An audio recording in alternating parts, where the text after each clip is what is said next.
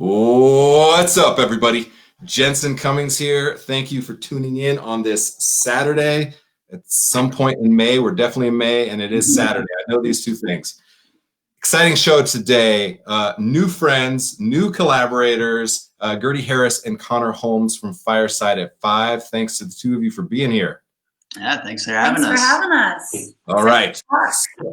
So it's just serendipity. Good people connecting good people has been the motto of this show. So many of the guests on this show I had not been familiar with. I have an amazing person on the show. They say, you got to talk to this person. I talk to that person and good things happen. And so I had Tajai Cook on the show. Unbelievable. One of my favorite interviews. Didn't know him, had no idea. And he was so well spoken and eloquent and just like really thoughtful. So I was excited about that. He mentioned on the show, Fireside at 5, had not heard of it, checked it out, got on one of your guys' calls, got to talk to some really smart cookies, all women. There was me and really smart people, which means it was mostly women. And we talked about kind of what it was going to take for restaurants to get kind of back open. And from that, then a couple things happened. I got to connect with you guys, and we're working on some collaborations together. Yeah. Also met Brianna Simmons, who now I'm going to work with her on a couple things from X Prize. I love it. It's the thing that matters most, and it's what you're doing. So, long intro. Tell us, Connor, kind of the background of why you started working on Fireside at 5. Yeah, absolutely. High level, like you said, Fireside at 5 is a solution-driven conversation platform. We really focus on hosting conversations where passionates and professionals can come together to have an intimate chat to discuss solutions to what they're seeing, and really to allow people to collaborate and really find community within what their industries are. And so, when the onset of COVID-19 came on and we kind of realized what our reality was going to look like for the foreseeable future, Gertie and I really wanted to find a way to, not feel like we were stuck in this problem, but really start looking forward to, all right, what's going to come out of this? What, changes are going to happen across different industries? What solutions can there be? And so we got a group of our friends together who span across multiple different industries, from, transportation to commercial real estate to marketing. And we all got on the initial fireside chat, and there's about 8 of us, and we just talked about what the problems we're seeing and what solutions that we thought that could be coming out of this. And the feeling we had after that call was one of just such a cathartic and stimulating and really just exciting of having that collaboration with people and talking about solutions rather than just the problems. And so after that, we wanted to make sure we could be able to spread that and enable other communities to be able to start looking towards those solutions and towards the, what can we change coming out of this to make, our problems better and make things, actually have, conversation and collaboration to solve a bigger picture and really make people feel involved with their community. And take us back even further, reading the about. I had no idea where the term fireside chat had even come from, and that was super fascinating. So take people history, take them way back to the 30s? Yeah, absolutely. So, Franklin Delano Roosevelt, during the Great Depression and throughout World War II, hosted these fireside chats to really help the nation come together. And so his chats were obviously, communicated via radio. So very one-sided, where groups would gather around the radio and listen to him and really get to feel, a sense of, community, and a sense of that there's, we're going to be solving these problems that are facing us as a nation. And so when we were thinking about what we can name this, we kind of thought, what if this is taking those feelings of a fireside chat that, FDR really intended to have, and bring it into a two-way street, into our, modern era of conversation, and foster those feelings that FDR was seeking to do, and do that in a collaborative sense. I absolutely love that. I was really struck by it because we've heard the term fireside chat, and I think a lot of times I see it in kind of my marketing channels, marketing groups, or like Silicon Valley, or it's, South by Southwest type thing. And so it felt very branded in this modern age. To know that it was from the Depression era feels very, very much like in this moment, all of a sudden the zeitgeist of that becomes very, very different. So I was really fascinated with that. So I like that. You guys are connecting the dots between people. And so, well, kind of came from, we wanted these chats to be casual and intimate. And so, being Coloradans and our, the feeling of sitting around a fire with a bunch of your friends and having these like really deep, intimate conversations that, there is no wrong answer, and you can have these, so we're kind of trying to pull from multiple of those kind of feelings and evoke that. Mm-hmm. Yeah, that was great. I kind of missed the memo when I was on, and then I forget her name from Crazy Mountain was on having a beer. I was like, oh yeah, I should totally have a beer right now for this fireside chat. So next time I'll be more well prepared. So, Gertie, let's talk about the hospitality industry, since both of you have backgrounds in it, have dabbled across in a lot of different ways, and are, have a focus in there, but then are expanding across every possible industry, it feels like. But let's talk about hospitality a little bit. Why was that industry so important to be a part of this conversation right now? I mean, personally, I've worked in hospitality. I do the marketing for the Oxford, Crawford, and Maven hotels in downtown Denver. And so, for me, it's like I was very affected by this. And so were those hotels, and so were a lot of the employees that work there. And, hospitality is really near and dear to my heart. I also used to work for Larimer Square, and, I've worked for Union Station and City Street Investors. And so I've kind of been able to meet all of these people within F&B, within hotels, who have really changed my life. And I think like kind of to focus on the industries that were the hardest hit, that was kind of that was our driver. We were like, where are the people struggling the most right now? Who needs community? Who needs collaboration? Who needs solution? And that's where we were like, hospitality really needs it more than anybody. And we really started with that. And I think the other thing too, it's like if in this situation where we're all trying to find answers, I think what we found from these chats is that working together is going to be making us a lot more successful. And, something that I think is great that you're doing, Jensen, is just bringing on people from all different spectrums within hospitality. You've got people that are back of house, front of house, you've got chefs, you've got restaurant owners, you've got people like us that are just trying to bring all those people together and have conversation with all of them. And so I think really getting to highlight different aspects within hospitality and bring them to the forefront of the conversation is crucial, especially when they're not getting a ton of help from the government right now. You've seen a lot of people who are struggling to find, the PPP loans, all of the small business loans. They're not going to the right people. And so, it's like we got to support how we can. And even if that starts with a really grassroots thing like Fireside at 5, just bringing people on a call or on a chat, like that's a small part to actually move the point forward and the meter forward, I think. And then so Connor, you guys, you mentioned it kind of broadly, there's different industries that this is really touching. Why was it important also to expand across past hospitality, I guess, where it kind of started?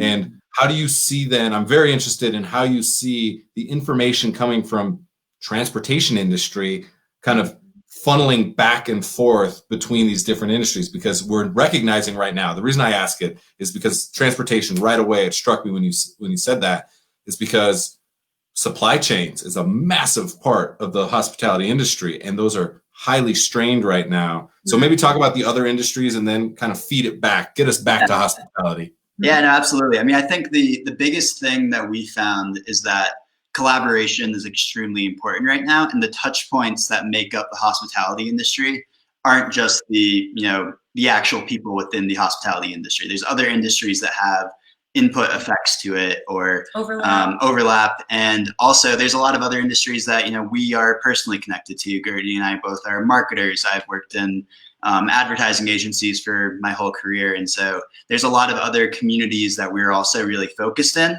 And then I think that there's a lot of skill sets that other industries and other individuals have who might have more time right now, who want to be finding ways to help one another. And so being able to share that kind of, shared knowledge amongst one another and be able to support each other through, intellectual capital and passing that back and forth, I think is really essential. And so if we can get someone who, one of our co-founders is Trevor Tandy, who works with the Department of Transportation. So he has a really interesting perspective on kind of the public side of things versus I work with a lot of, larger companies and brands to do their marketing side and understanding the private side. And so bringing everyone together with their different viewpoints, different perspectives and knowledge to come together to solve certain problems, we think is a really effective way and tool to make sure that we are helping people move the needle forward. And I'll say too, Jensen, like the chat that you had joined, that was specifically kind of F&B reopening strategies.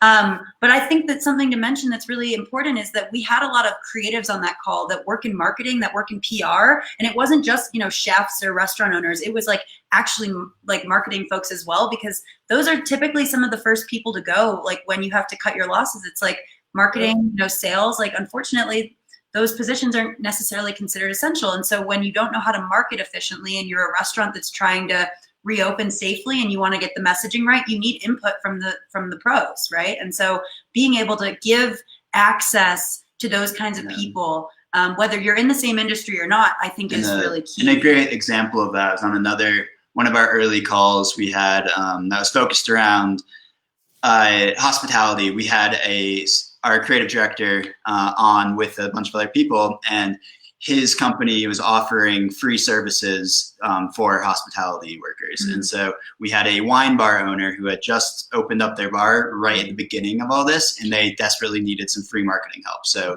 we were able to bring them together and, make the connections where someone could get the skills and the, marketing help that they needed via this conversation. And so it really, I think, about connecting one another and introducing people to new people through collaboration and conversation. I think what you're talking about is really important, because in the hospitality industry we get so tunnel visioned, and a lot of that is the nature of this industry is you get your head kicked in all day every day. There is very little room to get your head above water at any moment, and so you're very much in survival mode constantly, and we're very good tacticians, not always so good on the strategy side, because we just are thinking about the next plate, right? It's strength and weakness. And so creating the opportunity for a complexity of voices to be a part of the conversation, I think is paramount. It is mission critical. It always has been. I think we're recognizing it more than ever. So I think that is an important piece. Let's talk about the functionality of the actual show. Yeah. Like, let's give people a roadmap. How do they get into the system? Where, who, what, when, why, how, all of that. Like, give us some of the nuts and bolts on where do they go and how do they get into a call and what are the topics? Give us some of those pieces. So you can go to our website, firesideat5.com. We've got a little tab at the top and it says upcoming firesides. So if you click that, all of the chats that we've got listed out for at least the next 3-4 weeks are going to be listed on our website. You'll just click the one that you're most interested in and you'll register. There will be a form that you fill out. And then basically what we'll do is we'll send an agenda to you with some discussion questions, some articles that we feel are relevant, and just a little bit of information about how the chat is actually going to go. And we'll send that about a day before. And then what you'll do is kind of review it before you get on the call. And then we'll all join, a chat. And the structure of our chats we've really tried to figure out what makes up the perfect call. What are the players that you have to have in the room to get something done? Like, how can we make these 1-hour chats effective, efficient, solution-driven? And so we found the sweet spot is to have 2 facilitators, one that really leads the discussion and one that co-facilitates and kind of takes notes. And then the rest of the people, there's 6 to 8 participants per chat. We found that is really the sweet spot so that everyone gets a chance to kind of speak their voice and say what they want. And so I think that's kind of the biggest thing too. It's like you can join a chat or, a live stream, but there's going to be hundreds of thousands of other people. And it's not really that same one-to-one interaction that you get when you join a fireside chat with us. It's like there's 6 to 8 other people on the call that all work either within the Denver community or they work outside of Denver, and they're just looking to connect with other people that are like-minded and looking for the same solutions. And so I think that's really the biggest thing as well, is like making sure that everyone on those chats have the same intention, and that's really key for us, is just intent behind each one. And so we start each chat by doing introductions. We say who you are, what's your background, and what do you want to get out of the call today? What is that intention that you want to take with you? And that really sets the stage for the rest of the discussion. And then, we'll discuss for the remaining about 45 minutes. And then at the end, the notes are all at the bottom of the agenda, so people can kind of look back at that and see what they want and take whatever they need from it. And then hopefully, you sign up for another chat. And we've just started to launch sponsored series with some really cool local businesses and organizations in Denver. We've got a few coming up this June with Lunches for Clinicians. I don't know if you've talked with them at all. They're amazing. Oh yeah, they were on the show. It was awesome. Yeah, they're great. fantastic. So we're gonna do a series with them. We've got one with Reactive, Tim Sack. He's amazing. They are like totally changing the commercial real estate industry. Like they're just revamping it. It's basically like Airbnb, but for commercial real estate properties. And it's just so clever. So we're going to do a whole 4-part panel with them. And then Great Escape Media. We're really excited to work with Brenna Rosenthal. She's awesome. She owns the agency. She's been working, actually, she did all this business unusual stuff. I don't know if you've been able to check that out. She created this logo. Oh, nice. There we go. Yeah. Literally in 2015, when she was starting out, I actually think it was Side Hustle at that point. We worked on some stuff. And that logo and this logo for weird food, all the fermented food stuff that we do, she created those. So yes, I'm very familiar with her work. So she's doing a whole branding and marketing series that really takes small businesses and anyone that's really interested through the process of how do you tell a story on Instagram? How do you tell your brand story? And how do you make that relevant now, right? Because I think that's the other thing. It's like if we're all going virtual, the biggest thing, and this is coming from 2 marketers, you need to figure out how to bring that brand experience home and that you have to make that accessible to people. And so that's something that we're all trying to learn and teach others about. And who better to explain that than a Great Escape Media, right? So true story. It's awesome. Her photography is like unbelievable. I remember doing photo shoots like at her place in Rhino, anyway. I love that. Memory reigns. Sophie, make sure we find Brenna Rosenthal and tag her on this episode. She's awesome. So where can people find, because you do post the videos recorded correctly and people can view the actual calls. Is that correct? So right now we actually have them all archived in our system. We haven't been releasing them unless someone on the chat is like, hey, can you send me a copy of that? I'd be really interested to just play it back.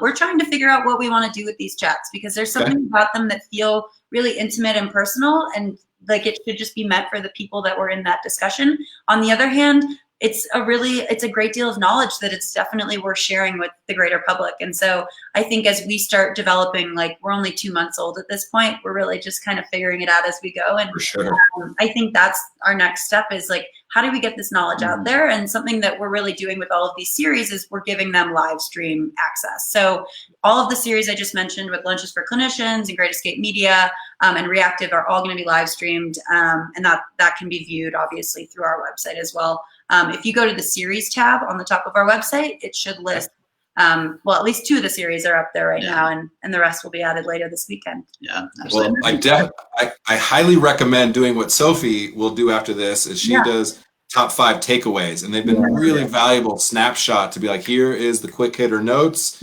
It's very much the cliff notes of it, and I think that brings a lot of value where people can take a look at that. It also has been something having had Aislinn A. Spidell on the show, who's deaf, and he can read lips really well. We were able to have a show, which was amazing. And then he's been really pushing me to say, you got to put it into written form. So we're really pushing ourselves to get as much of our content, at least the core message that comes across in each episode, into written form to be able to get it out there. So I think that's been an interesting way for us to give people a quick snapshot where they're like, I don't want to watch this guy babble for 30 minutes, but I'll definitely check out the top 5 takeaways. So anyway, one thing that struck me when we were talking about the small, intimate conversations, and I think I liked the format of that. I thought it was important. I also recognize that what if somebody doesn't feel like they can be a part of that conversation? Me, I push my way into every conversation. But some people are like, I think I have some ideas worthwhile, but I'm not really confident to be going up against Jensen Cummings in some kind of forum where I won't bring as much value. I think they're wrong. I think their personal experience can bring way more value.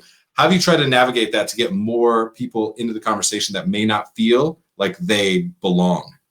I'm glad you asked that. I think that's something that the facilitators really play a big role at, is making sure that everyone feels kind of like they have a chance. So something that I do when I facilitate chats is just really make sure that like everyone gets a chance to say something, whether that's me calling on them and being like, hey, Jensen, what do you think about this? Or do you have anything to add here? Or for the marketing people on this call, what is your advice for this chef owner or chef or small business owner, I think the other thing that our chats do a really good job of is really making sure to strip ego. So you can get on, that's kind of the beauty of it. It's like you can get on a chat and you won't know who's going to be on it until about a day before, right? Because you'll see the roster at the top of the agenda. But otherwise, it's kind of just like luck of the draw. And maybe you get on a chat and you're like, oh my gosh, I've been dying to connect with someone from this, small business, or I really need a new, marketing agency. That's so great that you're on this as well. I can just connect with you one-on-one after. But I think the biggest thing too is like, we really want to make these places feel approachable for everybody, no matter where you're at in the industry, no matter what level you're at, no matter what your passion or profession is. Like, we try and put little descriptions at the bottom of each of our chat that mention like who is best suited for the conversation. But at the end of the day, if you think you have something to contribute, then we would love to hear from you.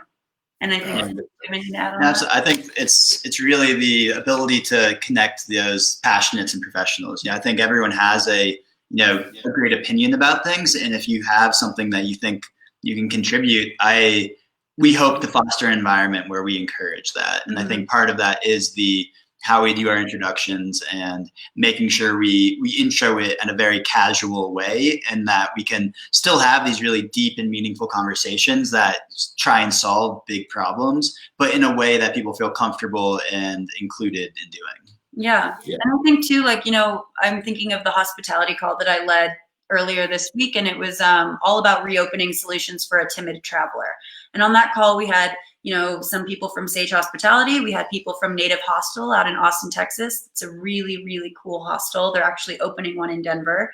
We had someone from Imprint Hospitality, the Ritz-Carlton. And so those are 4 different brands. And it's like, typically you would never share your secrets, right? But in this environment, it feels like there's kind of this camaraderie of like, we all need these answers. So what are the best practices that we can all be implementing? If you're doing something and that's a great idea, I want to do that too, so that, we can make sure we're keeping our guests safe and vice versa. And so I think it's all about kind of sharing those tricks of the trade. Yeah. With each other. And I think that's where that ego kind of falls apart and falls away a little. And we really appreciate that. I think it really gives access to, otherwise it's kind of like a new networking platform as well. It's like, how else are you going to get in front of these people or make these kinds of connections when we don't have those in-person events anymore? No, especially for hospitality, it's so built on face-to-face. I think every episode I mentioned that, like, it's such a different experience for people that are fueled by that level of high-touch hospitality and interaction. So what are you doing with the information? I'm very fascinated. You guys are aggregating a lot of different input, a lot of data, a lot of voices, and solution-oriented, solution-driven, as you mentioned. How do you see Fireside at 5 then being able to cultivate and make those connections? And I think they'll live outside of that. Like Brianna and I now exist outside of Fireside at 5, right? And so how then can you take all of this learning and put it into action? Yeah, absolutely. I think first and foremost, I think the thing that we get the most stoked about is seeing when, exactly like you said, when you take what we created and brought you into a conversation with, and you go out and do something with it outside of us. And that we can be the seed, the inception point for you deciding to go and solve a problem or foster an idea that made you move forward with something, that's wonderful. But we're also, capturing a ton of information from these conversations and tons of different perspectives. And so we're definitely working on developing a whole blog series. Through Kai Walsh, they're really focused on developing a lot of this content into snackable bits that we can share out with people and make sure that we're, riding that line of having an environment where people feel they can say things that they might not otherwise be comfortable saying in a public forum, but being able to take that information and synthesize it in a way that would be, appropriate to get out to the public and make sure that we're sharing that intellectual capital around.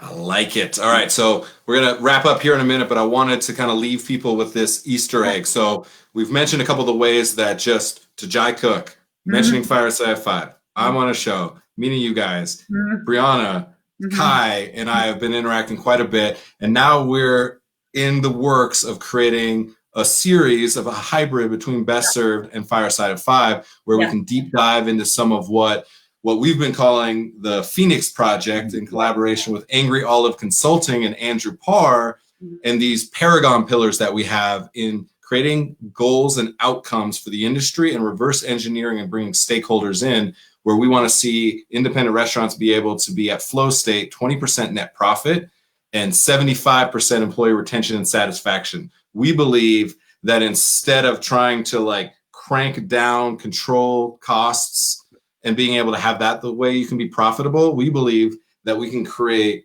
equity and sustainability through bringing every single line item in a budget that a restaurant has is somebody who, a part of the ecosystem, can create an opportunity for the success of the business. And too often we look at marketers, you're cut, you're not essential, you're out of here because you work for us. The reality is partnerships is going to be the future. There are no more vendors.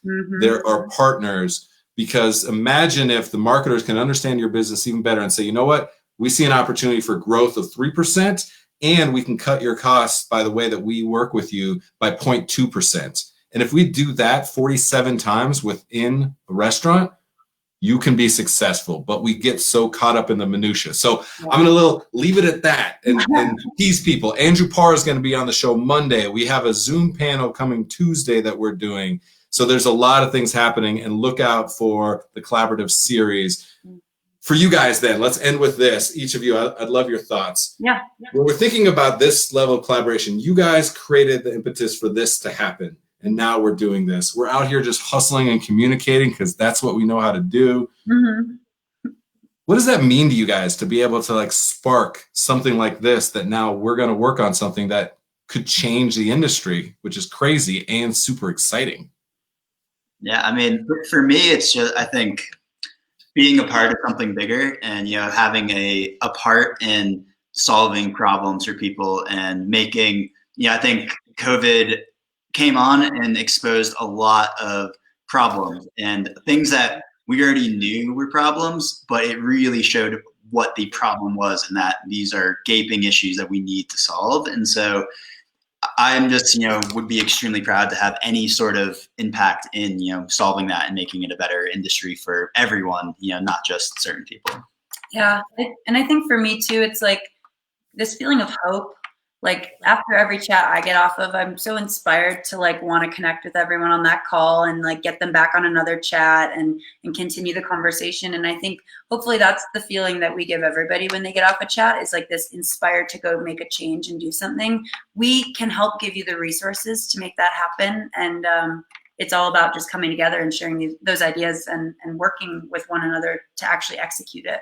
But I think if you get the right players in the room and you give them the right prompts, you can solve a problem pretty quick and hopefully within the hour.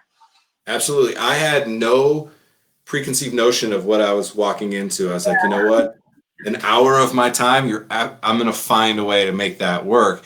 And now there's 6 things and multiple like interactions with people that are going to be meaningful. I don't know exactly how that's going to come about. I don't know what shape it's going to take, but I absolutely know that it's going to be meaningful. And that's what I want people to take away.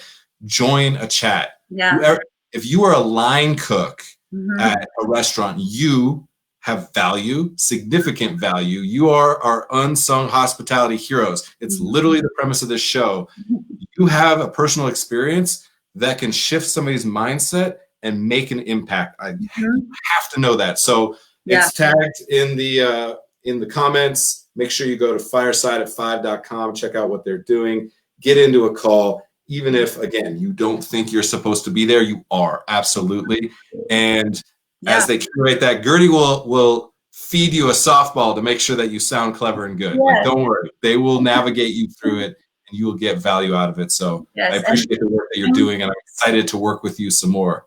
Likewise. And we have 2 chats coming up. Specifically, we've got the community supported agriculture chat on June 1st. So anybody who's interested in joining that. And then we've got a chef's table chat on June 4th. So really F&B focused. We'd love to have anybody. And again, your perspective, everyone's perspective is different. And getting on and sharing that with 6 to 8 other people is going to be so important. So I am a fan. I love it. I'm excited. Thanks. We got a lot more to talk about. Thank you guys so much for being on the show. I really appreciate it. Thank you. We appreciate it as well. All right, guys. Have a great day. Yeah. Fireside at 5. Look them up for sure. They're just bringing together meaningful conversations. And like I said, it fueled a whole bunch of different things happening. And so I want to circle people back to that. Watch out. You'll hear it through Fireside at 5 and Best Served that there's going to be some collaboration coming, some series of shows coming that we're going to do together.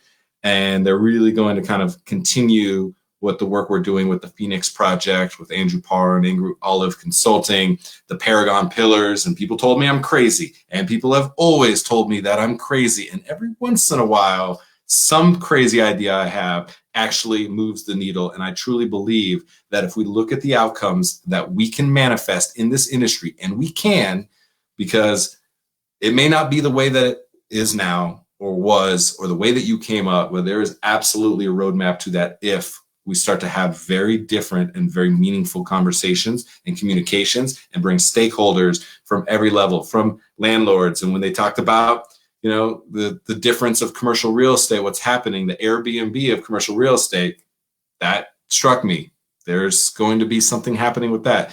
If you have food vendors and farmers and ranchers and marketers and website development, all these people that are part of the ecosystem coming together and saying, here's how we operate, here's how we can have an impact, here's the ways that we can pull all of the levers just a little bit, 2% here, 0.5% there, 0.25% there, all of a sudden you truly have the opportunity to invest in who matters. 75% employee retention and satisfaction.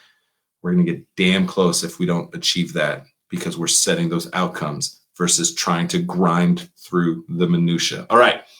Thank you for letting me rant just a little bit. You can tell I'm passionate about it. You'll see a lot more work coming from the Phoenix Project, the Paragon Pillars, Fireside at 5, and Best Served all together. So, and look out Monday, noon Mountain Time, Andrew Parr from Angry Olive Consulting, who's been really the organizer of getting all my craziness, focusing it and bringing so much depth and values, going to be on the show. And we're going to talk about that. And Tuesday, we have another little snippet coming, a really cool Zoom panel that we're doing. Tomorrow, we get back into the Best Served High, hospitality industry, good health. We're going to have Alex Jump on at noon Mountain Time. She is the bar manager of Death & Co. and also just started FOH. It's a clever acronym. We're going to talk about mental health and some of her personal struggles and the work that she's trying to do currently. 1 p.m., Taylor Wessel from Tailored Health out in Chicago is going to be on. Nutrition coach, really focused on getting balance into your life, which is so damn important, and we suck at it in the industry. So I'm excited to have that channel, Best Served High, to have these two voices on tomorrow. So please check those out. We need to find balance for ourselves in this industry now more than ever. All right. And Taylor and I worked together at Row 14 in Denver 6 years ago, 7 years, 8 years ago. I can't even remember. Long time ago. And so all of the Best Served High guests will have a connection to hospitality, personal experience therein, so they get it and they can give us a little bit of their roadmap. All right. Appreciate you guys. Long outro here, but totally worth it. All right, everyone. I will see you tomorrow. Cheers.